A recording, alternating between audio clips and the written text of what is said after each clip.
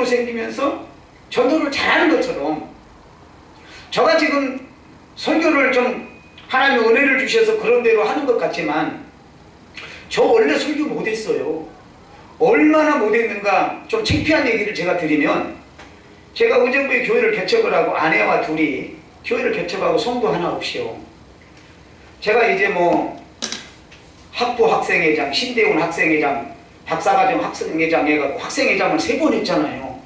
그러니까 또 삼각산 또 출신이잖아요. 능력봉, 비가 오나 눈이 오나 다니면서 능력봉에서 주여 하면서 목이 터져라고 하면서 능력 달라고 기도했으니 교회만 세우면 막 구름대처럼 몰려오겠지 했는데 그래서 성도 하나도 없이 3천만 원에 90만 원짜리 성전을 70평짜리로 얻었잖아요.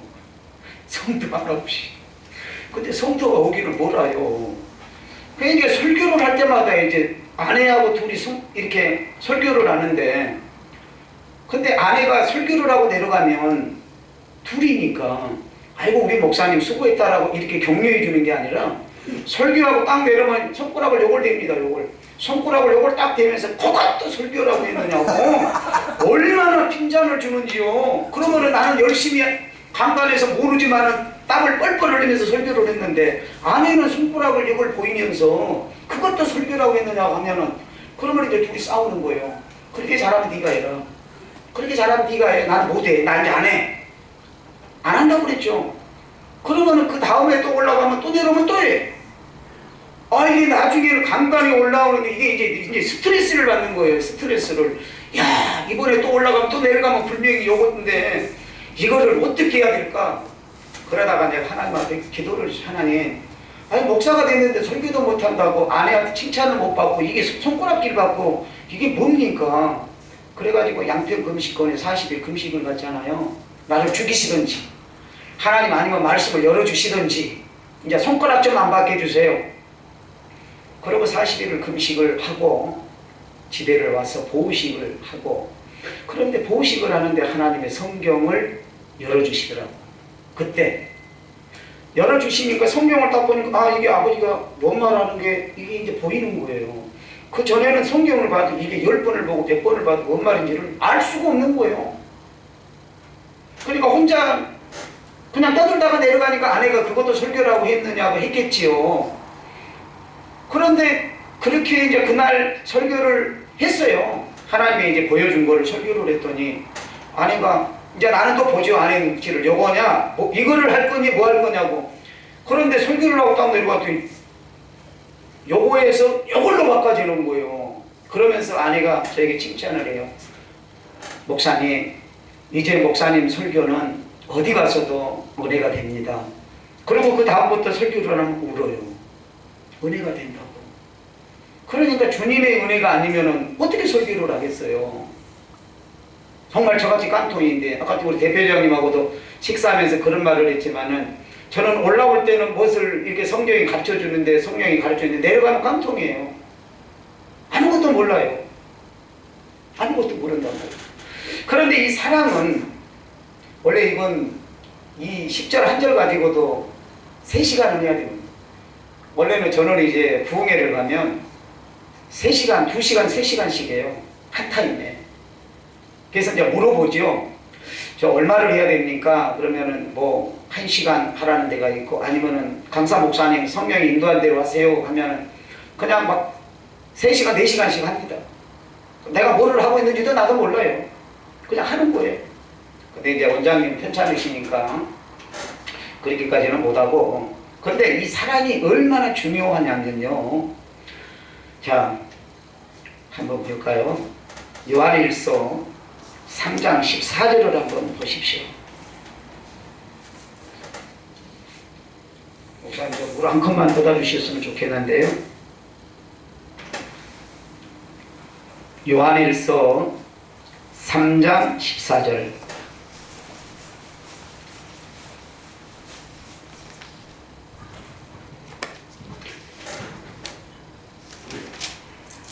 요한일서 3장 14절. 자, 이렇게 성경은 말하고 있습니다. 3장 14절 보니까 제가 하나님 말씀 뵙니다. 우리가 형제를 사랑함으로 사망에서 옮겨 생명으로 들어가는 줄을 알거니와 사랑치 아니하는 자는 사망에 거하느니라. 자, 사랑을 하면은 생명으로 옮고 맞습니다. 사랑을 하면은 생명으로 옮겨지고 사랑을 하지 아니하면 사망으로 거한다라고 성경 요한일서 3장 14절에 있는데, 이게 얼마나 귀중한지 모릅니다. 얼마나 귀중하냐면요, 자, 우리는 다 이렇게 말해요. 여러분 구원 받았습니까? 그럼 구원 받았다라고 해요. 그러면 우리 주님도 우리에게 물어봅니다. 너 구원 받았니? 그러면 예, 주님 구원 받았어요. 너 믿음이 있니? 예, 믿음이 있어요. 그러면 주님은 다른 말씀 안 하셔요. 그래? 그럼 너 믿음이 있으면 믿음의 열매를 좀 내놔봐. 열매. 또 너 구원 받았어? 네. 구원의 열매를 내놓으라는 거예요. 주님은 말로가 아니라, 만약에 주님께서 우리를 사랑하신다라고 말로만 하셨다면 십자가의 사건이 없었을 거 아니에요. 주님은 우리를 사랑한다라고 말씀하신 것을 십자가에서 보여주셨어요. 주님은 말씀하신 모든 것을 우리에게 몸소 다 보여주셨단 말이죠. 그러니까 너희도 그렇게 행하라는 거죠. 그러면 우리가 그리스도 예수를 통해서 십자가 대속의 은혜, 그 십자가 사랑을 통해서 우리가 구원을 받았다면 우리에게도 열매가 있어야 됩니다. 근데 그 열매가 바로 요한일서 3장 14절이 열매예요. 사랑. 제가 말씀을 드렸죠. 하나님은 사랑이라. 그래서 우리가 십자가 사건을 통해서 하나님의 사랑이 우리에게 부어져 있으면 우리는 하나님의 자녀가 되는 거예요. 그러니까 하나님은 뭐라고 말씀하시느냐, 자꾸 그런 말씀하시네요. 내가 거룩하니 너희도 거룩하라. 거룩하라니까 백두 내밀고 장로님들이 내가 장로야 하면서 배내밀어, 이게 거룩이 아니라 저형저형 얘네들이 이게 거룩이 아니라, 거룩이라는 건 뭐라느냐, 거룩 자체가 하나님의 성품이라는 거죠. 창세기 1장에 하나님의 형상과 모양대로라 하니까 요거를 얘기하는데, 하나님은 이게 아니라니까요. 만약 이거라고 그러면 성경이 잘못돼 버리는 게, 분명히 창세기 출애굽기에도 나오고, 출애굽기에 나오죠. 분명히 하나님은 해전하는 그림자도 없다라고 그랬어요. 해전하는 그림자도 없다라는. 그런데 이게 하나님의 형상이라고 한다면 아니라는 거죠. 근데 저도 주석을 봤어요. 모양과 형상이 뭘까 그랬더니 하나님의 속성과 성품이에요. 그러니까 하나님은 하나님의 이 성품으로 우리를 만드셨어요. 사랑의 사람, 온유의 사람, 겸손의 사람, 국률의 사람으로 우리를 그렇게 만드셨는데, 선악과 사건을 통해 가지고 하나님의 성품을 잃어버리고 마귀의 성품을 소유하게 된 거죠. 그래서 마귀의 성품은 반대잖아요. 하나님의 성품과 반대거든요. 그러니까 반대의 성품을 우리가 소유하게 되는 거예요. 그런데 이제 십자가 사건을 통해서 잃어버렸던 그 하나님의 형상을, 성품을 다시 회복하는 거란 말이죠. 그래서 십자가에서 하나님의 사랑이 우리에게 부어지는 겁니다. 이해가 되셔요? 그러면 내게는 하나님의 사랑이 당연히 있죠. 내가 하나님의 자녀인데. 그런데 하나님은 뭐라고 성경 말하느냐, 네가 구원받고 하나님의 자녀면 그러면 열매를 내놔라. 그 열매가 무엇이냐? 바로 사랑의 열매라는. 네가 구원을 받았다고 말은 하는데 그 사랑의 열매가 없다면, 사랑 속에는 국률도 있고 온유도 있고 자비도 있잖아요. 뭐 성령의 9가지 열매만이 그것만이 아니라 하여튼 열매가 있는데 주렁주렁 열매를 맺는다라고 그래요. 그런데 그 열매가 내게 없다. 그리고 입만 무성하다. 무화과 사건을 보면 주님께서 굶주린 다음에 먹을 거 있나 하고 무화과 나무를 보니까 열매가 없었잖아요. 잎사귀나 무성하잖아. 그러니까 하나님 저주해버리니까 말라버린 것처럼 우리도 구원을 받았다라고 하면서 열매가 없이 잎사귀만 무성하면 성경은 얘기하고 있잖아요. 사망에 거한다. 사망에 거한다.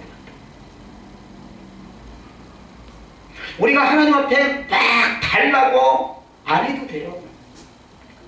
그러니까 사람은 악을 행하지 않는다라고 했는데, 그런데 잠언 17장 13절을 보니까 뭐라고 했느냐, 선을 악으로 갚으면, 상대방이 나를 선으로 행했는데 내가 악으로 갚으면 그 집에 악이 떠나지 않는다네.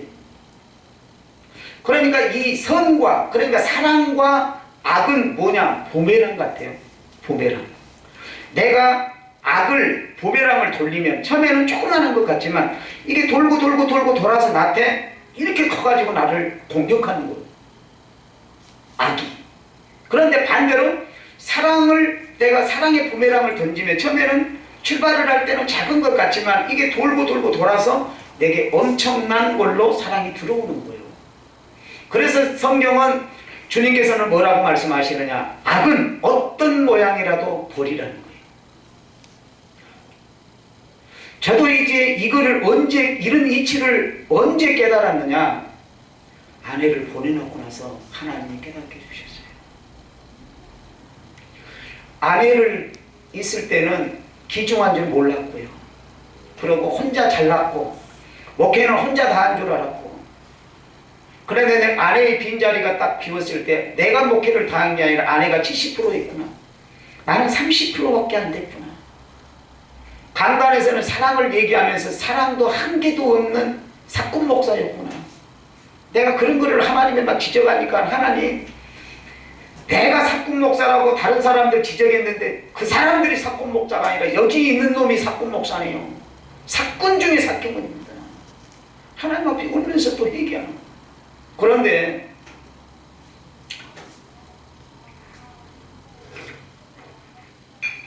우리가 왜 분명히 하나님은 사랑이라고 하는데 왜 우리는 자유를 못 얻을까요? 자유를.